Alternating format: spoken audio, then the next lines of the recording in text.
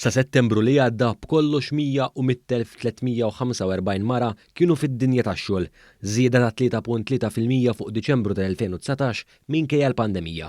Ħabbar dan il-Ministru għall-Finanzi Clyde Caruana f'dokument li tpoġġa fuq il-mejda tal-Kamra fil-Parlament. Jidher li l-ammont ta' nisa li jaħdmu biqleħ f'pajjiżna bejn Diċembru ta' l-2019 u Settembru tas-sena 2020 żdiedu bi ftit aktar minn 3,300 biex issa għandna l fuq minn 100,000 mara li taħdem biqleħ f'pajjiżna.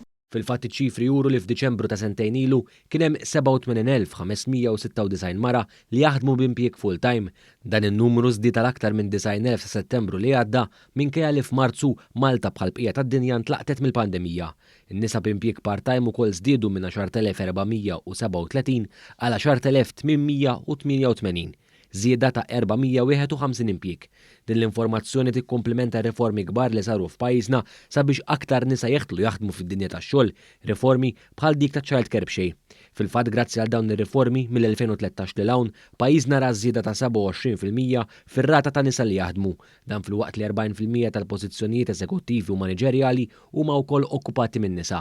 Fl-aħħar snin ukoll kien hemm tnaqqis drastiku fin-numru ta' nisa li jinsabu f'riskju ta' faqar hekk kif dawn naqsu b'madwar 5%.